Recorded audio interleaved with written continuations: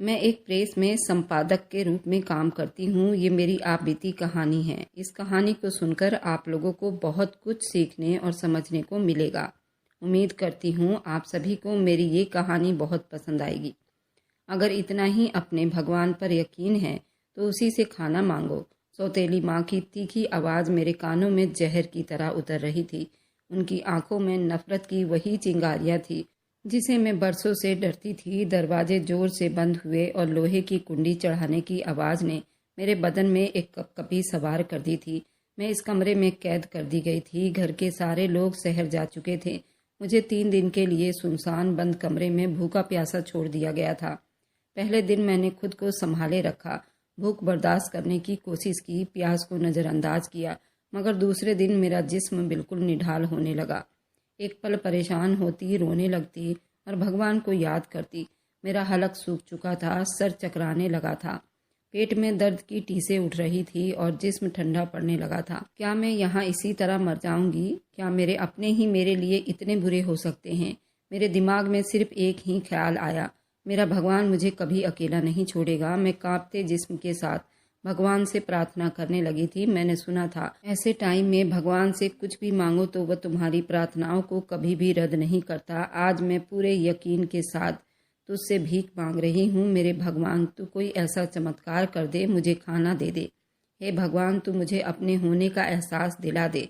मेरी आवाज़ सिसकियों में दब गई, आंखें आंसुओं से भीग गई और मैं भगवान को दबी दबी आवाज़ों में बुलाने लगी। तभी अचानक कमरे में एक ऐसी खुशबू फैल गई जो मैं अच्छी तरह से महसूस कर सकती थी, पूरी और हलवे की। मेरा बदन एक पल के लिए बेजान हो गया। ये कैसे मुमकिन था? ये खुशबू कहाँ से आ रही थी? मैंने कांपते हुए अपना सर उठाया, आंखें हैरानी से फट पड़ी। मैं अपने माँ के फोटो के सामने सर झुकाए बैठी थी, आंसू बहा रही थी। माँ, तुम मुझको छोड़कर क्यों चली गई? उनकी तस्वीर मेरे हाथों में थी। वही मेरी दुनिया की सबसे कीमती इंसान थी। माँ के बगैर ये दुनिया बिल्कुल वीरान लगती थी। एक ऐसी जगह जहाँ मेरे लिए कोई प्यार न था, कोई अपना न था। पुनीत मामा की आवाज़ ने मेरे रोने को रोक दिया।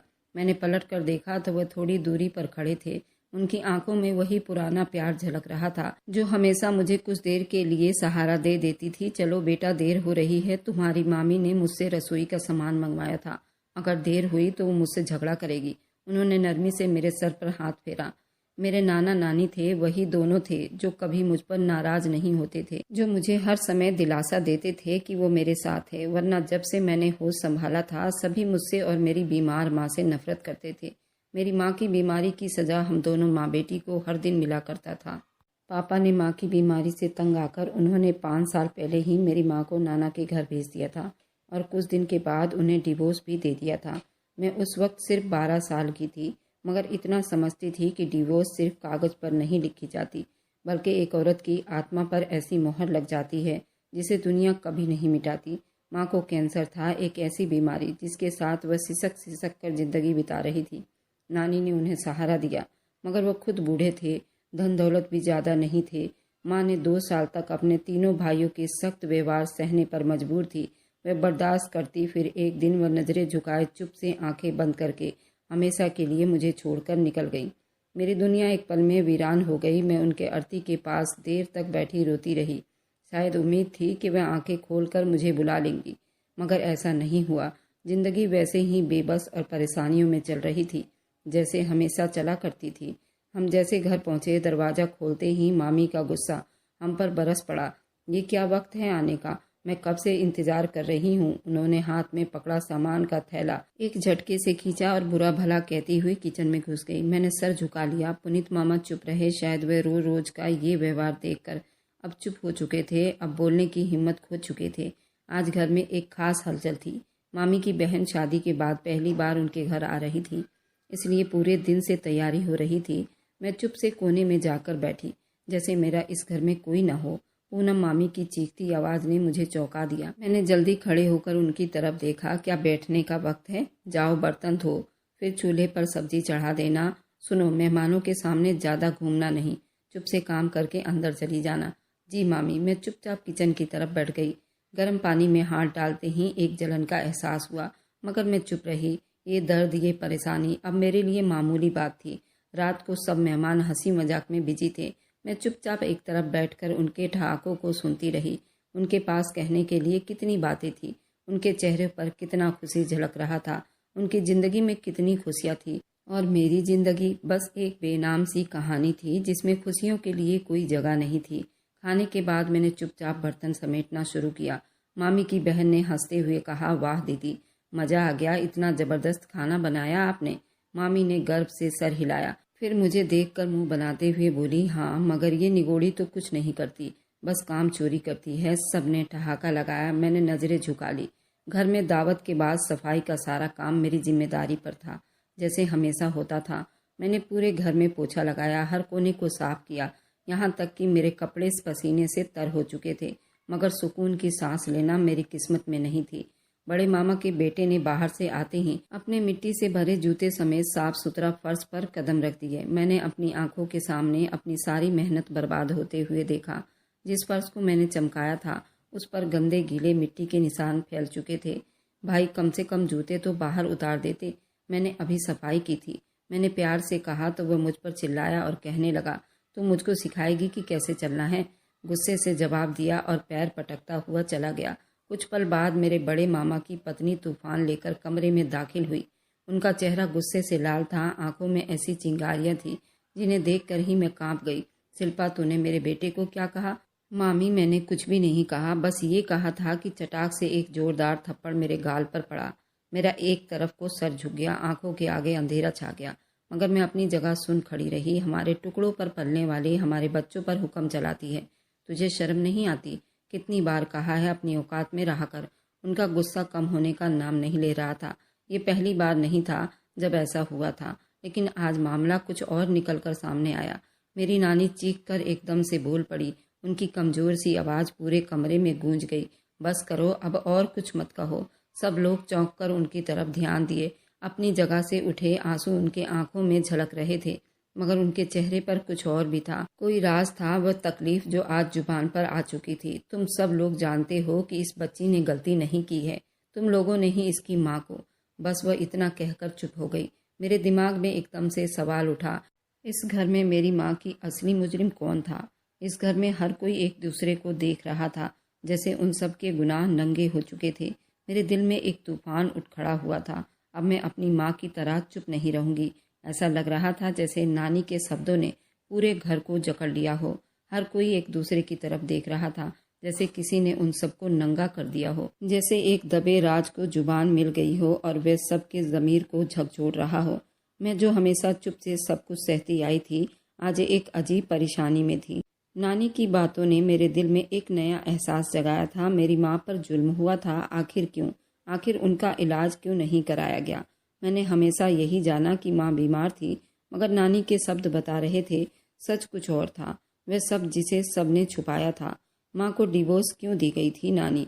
मैंने कांपती आवाज़ में पूछा। नानी ने मेरे तरफ देखा। उनकी आंखों में वही दर्द था जो मैं हमेशा अपनी आंखों में देखती आई थी। वह कहने तो कुछ और जा रही थी, मगर जैसे उनकी जुबान हड़बड़ाहट में कुछ और बोल पड़ी थी, जैसे बरसों के बोझ को वह एक पल में उठाकर सामने रखने से डर रही हों। ये मत पूछो बेटी, कुछ सच इंसानों को तोड़ देते हैं, नानी ने धीरे से कहा। मगर मैं जानना चाहती हूँ नानी। मैंने जिद की। अब पूरा परिवार बिल्कुल चुप खड़ा था।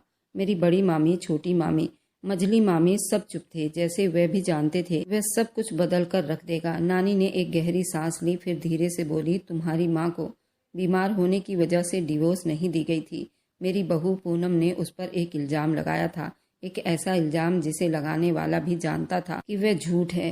क्या? मैं बड़ी बेयकीनी से नानी की तरफ देख रही थी। मैंने बड़ी मामी की तरफ देखा, जो हमेशा माँ को बुरा भला कहती थी, जो हर वक्त यही कहती थी कि माँ को बीमारी की वजह से डिवोर्स हो गई थी। मगर आज उनके चेहरे पर एक अजीब सी हिचकिचाहट थी, जिसे वे खुद भी अपनी कही हुई बातों पर यकीन नहीं कर पा रही थी। उनकी आंखों में एक पल के लिए बेयकीनी और घबराहट नजर आ गई, मगर फिर वे जल्दी अपने गुस्से के पीछे छुप गई। माँ जी, अब आप ये क्या नई कहानी लेकर बैठ गई हैं? पुरानी बातों को छेड़ने का क्या फ़ायदा? जो होना था वह हो चुका है। नानी ने एक गहरी सांस ली। उनकी नज़रें उन सब पर जमी हुई थी, जैसे वे देख रही हों कि कौन उनके शब्दों से मुकरने की कोशिश कर रहा है। हाँ, जो होना था हो चुका, मगर किसी ने उस जुल्म को रोकने की कोशिश क्यों नहीं की? किसी ने मेरी बेटी के बेगुनाही की गवाही क्यों नहीं दी? नानी की आवाज़ में थरथराहट थी। मगर उनकी आंखों में एक कहानी, एक दर्द छुपी हुई थी। बड़ी मामी ने गुस्से से नजरें चुराई। छोटी मामी ने जल्दी से माहौल को हल्का करने की कोशिश की। माँ, अब इस बातों का क्या फ़ायदा? आप खुद ही तो कहती हैं कि जो औरत एक बार डिवोर्स ले ले वह दोबारा इज्जत की ज़िंदगी नहीं बिता सकती। मैं गलत थी, नानी ने जोर से कहा, जैसे वह अपने ही शब्दों के कैद से बाहर आना चाह रही हो। हाँ, मैं गलत कहती थी, तुम सब भी गलत हो। मेरी बेटी को उसके अपने पति ने धोखा दिया, मगर तुम सब ने उस जुल्म पर अपनी आंखें बंद कर ली, और अब यही सब तुम लोग शिल्पा के साथ भी कर रहे हो। मेरे दिल में एक अजीब सा डर था। मैं भी माँ की तरह जिंदगी बिताने के लिए बनी थी क्या? मेरी किस्मत में भी यही सब लिखा था क्या? क्या मैं भी यूं ही सब कुछ चुपचाप सहती रहूंगी क्या, जैसे मेरी माँ सहती रही? मैं माँ की तरह नहीं बनूंगी नानी, मैंने धीरे कहा। नानी ने हैरानी से मेरी तरफ देखा, जैसे उन्हें उम्मीद नहीं थी कि मैं यूं बोलूंगी। क्या मतलब शिल्पा? पुनीत मामा ने हैरान होकर पूछा। मैंने अपनी आंखों में आते हुए आंसू साफ किए और मजबूत शब्दों में कहा, अब मैं चुप नहीं रहूंगी, ना अपनी जिंदगी के बारे में, ना अपने हक के बारे में। घर के हर आदमी का चेहरा हैरानी और बेयकीनी में डूब गया था। बड़ी मामी के चेहरे पर डर और गुस्सा था, मगर अब उनकी आंखों में वह पुरानी तेजी नहीं थी। नानी ने मेरे सर पर हाथ रखा और आंसू भरी आंखों से बोली, बेटी, शायद मैं तुम्हें इतने सालों तक रोक कर गलती कर रही थी। जा अपनी जिंदगी का फैसला खुद कर। पहला मौका था जब मुझे लगा कि मेरी जिंदगी की कहानी मेरी हो सकती है। अब पूरे घर में सन्नाटा था, जिसे नानी के शब्द ने सबको गूंगा कर दिया हो। मैंने बड़े मामा की तरफ देखा, जो हमेशा माँ को बुरा भला कहते थे, मगर आज उनका चेहरा फीका हो चुका था। छोटी मामी, जो हमेशा मुझे कामकाज में उलझा कर रखती थी, मेरी हैसियत का मजाक उड़ाती थी, वह भी नजरें झुकाए बैठी हुई थी। क्या उन्हें अपने जुल्म का एहसास हो रहा था? मेरे दिल में एक अजीब सी बेचैनी उठ रही थी। इतने सालों से मैं एक ऐसी जगह पर बिता रही थी जिसमें मेरे पास कोई हिम्मत या हौसला नहीं था, कोई हक नहीं था। मैं बस एक साई की तरह थी जो सबके रहमो करम पर अपनी जिंदगी बिता रही थी। मगर आज पहली बार लगा कि शायद अब हालात बदल सकते हैं, शायद अब मैं अपनी किस्मत खुद लिख सकती हूँ। मगर ये सोच बस एक गलत फहमी थी। अगले दिन शाम को मेरे पापा अपने चेहरे पर बहुत मजबूरी लिए हमारे ननिहाल पहुंच चुके थे। उनके चेहरे पर ऐसा असर दिखाई दे रहा था जैसे वो बहुत मजबूरी में यहाँ आए हों, जैसे उन्हें कोई जबरदस्ती कह रहा हो कि मुझे ले जाइए। मैं उनके साथ जाना नहीं चाहती थी। मैंने बहुत मना किया, क्योंकि इतने सालों में उन्होंने कभी पलटकर मेरा हाल चाल नहीं लिया था। क्या मैं उनकी बेटी नहीं थी? अगर थी, फिर उन्होंने माँ के बाद मुझे कभी अपने घर में रखने की कोशिश क्यों नहीं की? मैंने नानी का पल्लू पकड़ लिया और ना में सर हिलाया। कहा, मैं नहीं जाऊंगी नानी, मुझे मत भेजो। नानी की आंखें भीग गई थी। शायद वह भी नहीं चाहती थी कि मैं जाऊं, मगर उनके चेहरे पर बेबसी थी। पापा के साथ खड़े मामा ने नानी के कान में कुछ कहा, जिस पर नानी ने लंबी सांस ली और मुझे प्यार से अपने पास बुलाकर कहा, बेटी, मैं जानती हूँ यह आसान नहीं, मगर तुम्हें जाना होगा। वह तुम्हारा अपना घर है, तुम्हारे बाप का घर है। मैं चाहकर भी तुम्हें हमेशा अपने पास नहीं रख सकती। मगर नानी, उन्होंने तो मुझे कभी अपनी बेटी समझा ही नहीं। शिल्पा, दुनिया में हमेशा हर चीज़ हमारे हिसाब से नहीं चलती। कुछ चीज़ें किस्मत की लिखी होती है और हमें उनका आमना सामना करना पड़ता है। जाओ बेटी, शायद वे लोग बदल गए हों, मगर मैं जानती थी कि ऐसा नहीं था। पापा के चेहरे पर नरमी का कोई साया दिखाई नहीं दे रहा था। वे बस खड़े थे, जैसे मुझ पर कोई एहसान कर रहे हों। मेरे आंसू गिरने लगे, मगर मुझे जाना था। मैं नानी के गले लग गई और हम दोनों ही रो पड़े। पहली बार था जब मैंने महसूस किया कि मैं सच में अनाथ थी। पापा ने मेरी कलाई पकड़ी और मुझे अपने साथ चलने का इशारा किया। मैंने आखिरी बार नानी की तरफ देखा, मगर वो बस हाथ उठाकर मुझे आशीर्वाद दे रही थी। जब हम पापा के साथ उनके घर पहुंचे तो वहाँ जो स्वागत हुआ उसने मेरे शब्दों को हकीकत में बदल दिया। जैसे ही हम दरवाजे के अंदर दाखिल हुए, मेरी सौतेली माँ की नज़रें मुझ पर जम गई। उनकी आंखों में मेरे लिए तूफान था। मेरी सौतेली माँ मेरी मामी की कजन थी। मैं तो उनके लिए कोई अजनबी थी, शायद कोई बोझ थी। जैसे ही उन्होंने मेरी तरफ देखा, कहने लगी, आ गई मनहूस मारी। उनके शब्दों ने मेरा दिल काट कर रख दिया। पापा ने गहरी सांस ली, जैसे पहले से ही जानते हो ये सब होने वाला है। ये मेरी बेटी है, आखिर कहाँ जाती? बेटी? सौतेली माँ ने गुस्से में एक ठहाका लगाया। 5 साल तक आपको उसकी फिक्र नहीं हुई और आज एकदम बेटी की याद आई। पापा चुप हो गए, जैसे वे भी मेरे बारे में ज्यादा नहीं सोचना चाहते थे। सौतेली माँ ने मुझे सर से पांव तक देखा, जैसे मैं कोई नापसंद चीज हूँ, जिसे मेरा होना ही कोई गलती हो। यहाँ कैसे रहेगी? पहले ही बच्चे और घर के कामों से मुझे फुर्सत नहीं मिलती। अब एक और बोझ आ गया। उनके शब्द मेरे दिल में तीर की तरह उतरे। मैं बोझ थी। मैंने आंखें नीचे कर ली, मगर मेरी चुप्पी को शायद उन्होंने कमजोरी समझा। देखो, इस घर में तुम्हें भी अपने हिस्से का काम करना होगा। ये कोई ननिहाल नहीं है जहाँ तुम्हारे नखरे उठाए जाएंगे। और सबसे ज़रूरी बात यह है, मेरे बच्चों के पास ज़्यादा मत भटकना, उन्हें बिगाड़ने की कोशिश मत करना। मेरी जुबान मेरे दांतों के नीचे चिपक गई। सुनाई नहीं दिया? मैंने धीरे आवाज में कहा, ठीक है, अब जाकर किचन में देखो, बर्तन धोकर रख दो, और हाँ, अपनी जगह खुद तय कर लो। मेरे बच्चों के कमरे में तुम्हारी कोई जगह नहीं है। मेरी सांस रुकने लगी। क्या मुझे एक बार फिर इस घर में नौकरानी की तरह रहना था? क्या मेरा अपना कोई नहीं था? मुझे नानी के घर की याद आई, जहाँ गरीबी तो थी मगर मोहब्बत थी। यहाँ दौलत तो थी, मगर मुझे लगा जैसे मैं एक गरीब सी भिखारन हूँ। पापा सोफे पर बैठ चुके थे। उन्होंने एक बार भी मेरी तरफ नहीं देखा, जैसे उनके लिए मैं यहाँ आकर ख़त्म हो चुकी हूँ। मैंने चुपचाप सर झुका लिया और किचन की तरफ बढ़ गई। मेरी ज़िंदगी का एक और पन्ना खुल चुका था। मुझे लग रहा था ये पहले से भी ज़्यादा परेशानी वाला था। सुबह की पहली किरण के साथ मेरी आँख खुल गई। मेरी आदत थी कि सुबह होते ही उठ जाती और पूजा पाठ करती थी। मेरे पास मेरी माँ की निशानी एक लॉकेट था। उसमें शिव जी और भगवान पार्वती की पिक्चर थी। मैं उस पिक्चर से हमेशा बात करती थी, उनसे प्रार्थना करती थी। हर मुसीबत के बाद, हर परेशानी के बाद मैं रात को उस पिक्चर से ढेरों बात किया करती थी। आज नींद मेरी आंखों से कोसों दूर थी। कल जो कुछ हुआ था वो मेरे दिमाग में किसी फिल्म की तरह चल रहा था।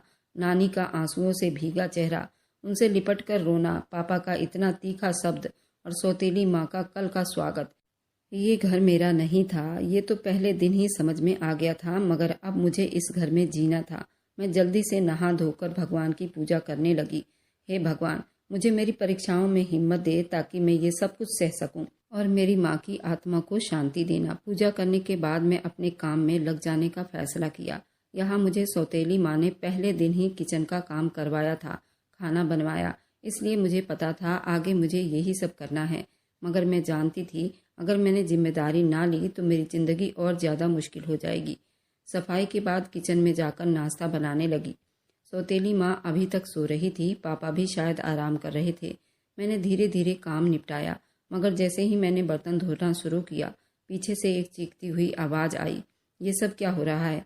मैं चौंक गई। सौतेली माँ दरवाजे पर खड़ी थी। चेहरे पर वही गुस्से का असर दिखाई दे रहा था। बस वो मैंने सोचा कि नाश्ता बना दूं और बर्तन धो दूं। मैंने धीमे शब्दों में कहा, किसने कहा था तुमसे नाश्ता बनाने को? और मुझसे पूछे बगैर तुमने रसोई में कुछ भी बनाने का सोचा कैसे?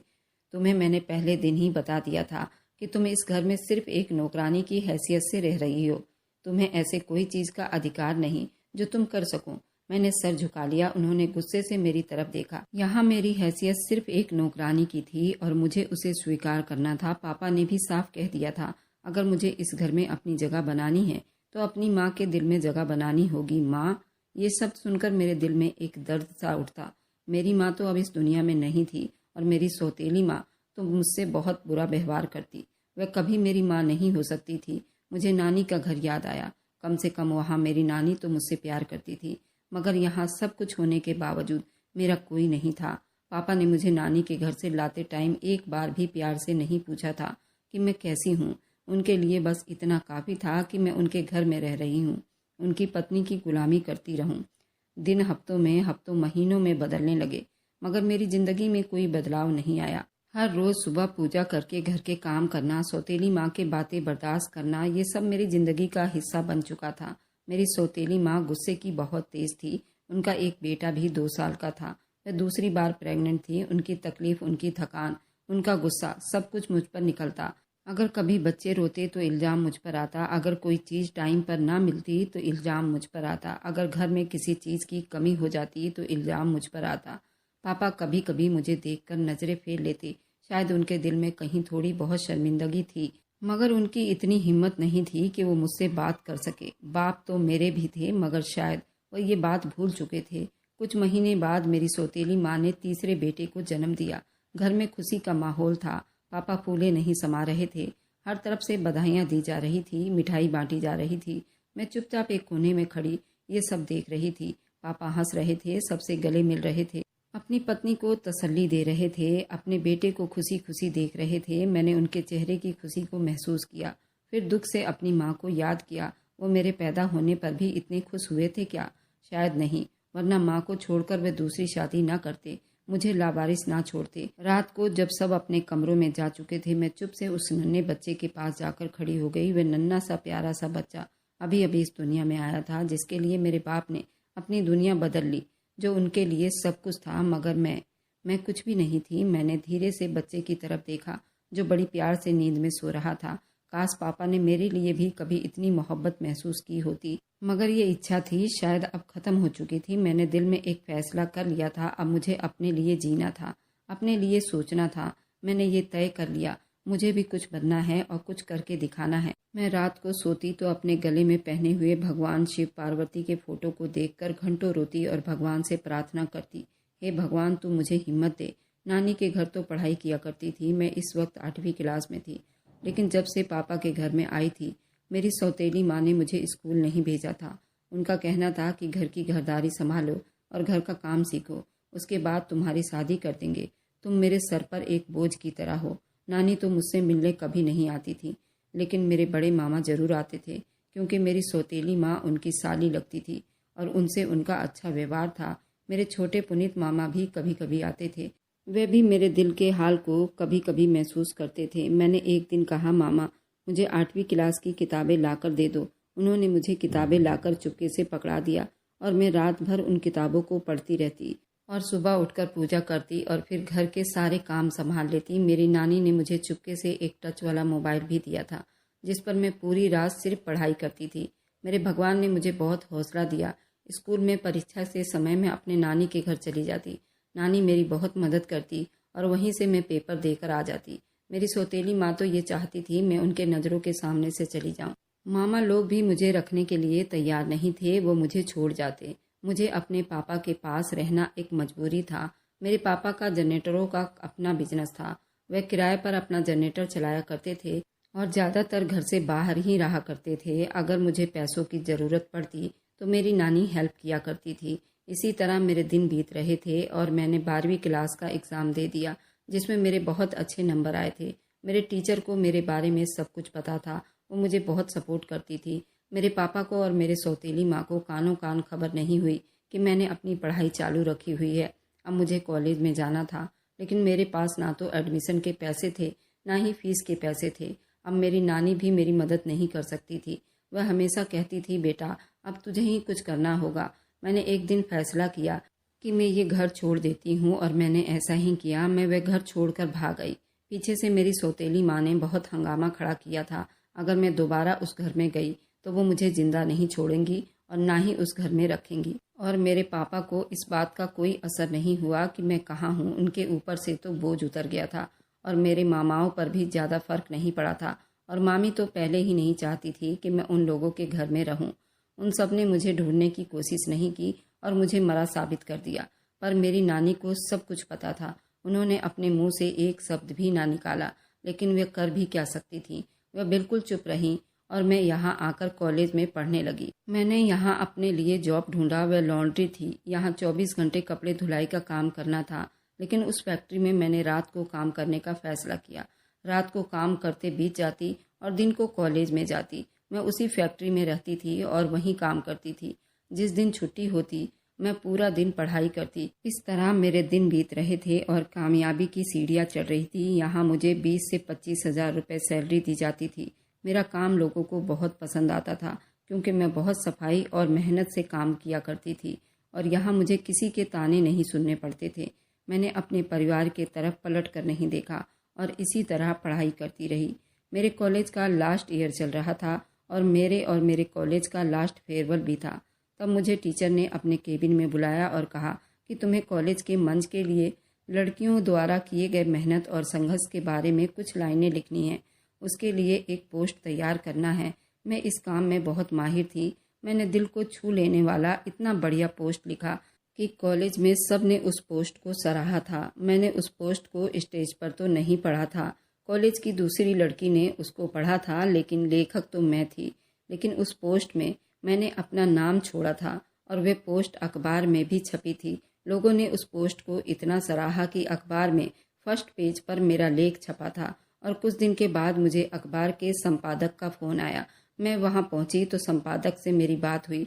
उन्होंने कहा, क्या हमारे लिए कुछ पोस्ट लिख सकती हो? जब मैं वहां पोस्ट लिखकर आई तो उस संपादक को मेरा पोस्ट इतना पसंद आया, उन्होंने मुझे अपने अखबार पत्रिका में एडिटर की नौकरी के लिए बुलाया। वहां पर पूरे 180 लोगों को बुलाया गया था और उन 180 लोगों में एक एडिटर का चुनाव करना था। मैं वहां पर एग्ज़ाम दे तो आई, अपना पोस्ट भी लिख दिया। मुझे अखबार के संपादक ने बुलाया और कहा कि आपने जो भी लिखा है वो मुझे पढ़कर सुनाइए। मैंने अपने लिखे गए सारे लेख उन्हें पढ़कर सुना दिए। वह संपादक मुझे आश्चर्यचकित होकर देखने लगा और मैंने नज़र दौड़ाई तो वहां पर 180 लोगों के लिखे गए लेख ऐसे ही कुर्सी के पास बिखरे पड़े थे। उनमें से मेरा लेख जो मैंने लिखा था वहां संपादक के टेबल पर पड़ा था और वहां मुझे एडिटर की जॉब दे दी गई थी। मैं उस दिन बहुत खुश थी, मेरी मेहनत रंग लाई थी। मैं अगले दिन ऑफिस में अपने टेबल पर बैठी तो रोने लगी क्योंकि मेरे नीचे कम से कम 200 लोग काम कर रहे थे और मैं उन सब की बॉस थी। आज मैं जिस मकाम पर पहुंच चुकी थी मुझे खुद पर ही यकीन नहीं हो रहा था। अब मैंने उस लॉन्ड्री फैक्ट्री की नौकरी छोड़ दी और एक किराए पर फ्लैट ले लिया। मुझे यहाँ नौकरी करते हुए पूरे 2 महीने बीत गए थे। मुझे अपनी नानी की याद आ रही थी क्योंकि मैं आज जो कुछ भी थी अपनी नानी की सपोर्ट की वजह से थी। मैंने अपने नानी को अपने पास बुलाने का फैसला किया, लेकिन जो खबर मैंने सुना उसने मेरे पैरों तले से ज़मीन निकाल दी थी। मेरे पापा को जनरेटर से करंट लगने की वजह से उनको अस्पताल में एडमिट किया गया था और उनको ब्लड की ज़रूरत थी। आखिर में उनका खून थी। मैंने ये खबर सुना तो मुझसे रहा नहीं गया। मैं तुरंत अस्पताल पहुंच गई और अपने पापा को यहाँ शहर के अस्पताल में ले आई। मैंने अपने पापा को अपना खून दिया। जब मेरे घर वालों को और मेरी सौतेली माँ को मेरे जॉब के बारे में पता चला तो सबके सर शर्म से झुक गए। नानी भी इस दुनिया में नहीं थी, वे 2 साल पहले जा चुकी थी। जब मेरे पापा होश में आए तो मुझसे माफ़ी मांगने लगे, कहने लगे, मैं तुम्हारे गुनहगार हूँ। तुम्हारी माँ की मृत्यु भी मेरी वजह से हुई। अगर मैं समय से उसका इलाज करवाता तो शायद आज वे मेरे साथ होती। और तुम्हारी माँ के गुनहगार हम सब हैं। ना ही तुम्हारे मामाओं ने उसका इलाज करवाया। जब तुम्हारे मामा को पता चला कि मैं उनकी साली को पसंद करता हूँ, वे चाहते थे कि मैं तुम्हारी माँ को छोड़ दूँ और मैं अपनी ज़िंदगी में आगे बढ़ जाऊँ। तुम्हारी बड़ी मामी ने उस पर इल्ज़ाम लगाया कि वह शादी से पहले किसी और को पसंद करती थी ताकि मेरा मन उससे और बुरा हो जाए और मैं उसको यूं ही तड़पता छोड़ दूं। और मैंने ऐसा ही किया और तुम्हारे मामा मामी यही चाहते थे ताकि उन लोगों का खर्चा भी बच जाए। मैंने तुम्हारी सौतेली माँ से शादी कर ली और अपनी ज़िंदगी में बिजी हो गया। जब तुम्हारे मामा को लगा अब मैं बड़ी हो रही हूँ, तुम्हारे खर्चे बढ़ रहे हैं, इसलिए उन्होंने तुम्हें जल्द से जल्द वहाँ से हटाने का फैसला किया और मेरे पास भेज दिया क्योंकि मैं उनके बच्चों से ज़्यादा इंटेलिजेंट थी। मैं हर क्लास में फर्स्ट आती थी। उनको इस बात का मलाल था, इसलिए उन्होंने मेरी सौतेली माँ के पास भेजा ताकि मेरी पढ़ाई रुक जाए। लेकिन जो भगवान करता है वह हमेशा अच्छा ही करता है। वह एक रास्ता बंद करता है तो 100 रास्ते खोल देता है। हमें हर चीज़ भुलाकर अपने मंजिल की तरफ बढ़ते रहना चाहिए और वही मैंने किया और मैं आज कामयाब हो गई। मेरे मामा के बच्चे तो बुरी संगतों में पड़कर नशा करने लगे और अपने बाप और माँ को कुछ ना समझते थे। मेरे बड़े मामा की बेटी ने अपने पसंद की शादी कर ली, घर छोड़कर भाग गई और आज मेरे पीछे कोई नहीं था सपोर्ट करने के लिए, तो मैं आज कामयाब हो गई। दोस्तों, आप लोग बताइए, क्या मुझे अपने सौतेली माँ और अपने बाप को माफ़ कर देना चाहिए या नहीं? आप लोग कमेंट में ज़रूर बताइएगा। अपने लिए संघर्ष करने वालों की कभी हार नहीं होती। भगवान सबको देखता है और सबको कामयाब भी बनाता है। जितने लोग मेरे इस बात से सहमत हैं कमेंट में ज़रूर लिखिएगा और मेरी वीडियो जहां से भी आप लोग देखते हैं कमेंट में अपने शहर और राज्य का नाम ज़रूर बताइए। मुझे आप लोगों के कमेंट पढ़ने में बहुत आनंद आता है और उन सभी का मैं बहुत बहुत धन्यवाद करना चाहती हूँ जो लोग मेरी वीडियो को देखते हैं, लाइक करते हैं, शेयर करते हैं। अगर आपको आज की कहानी पसंद आई है तो वीडियो को ज़रूर लाइक कीजिएगा और अपने दोस्तों के साथ शेयर भी कीजिएगा। और हाँ, अगर आपने अभी तक मेरे चैनल को सब्सक्राइब नहीं किया है तो ज़रूर सब्सक्राइब कर लें। मिलते हैं हम अपनी कल की एक और नई दिलचस्प कहानी के साथ। मुझ पर सदा अपना प्यार और स्नेह बनाए रखें। सभी को मेरा प्यार भरा नमस्कार। दोस्तों, खुश रहें, स्वस्थ रहें।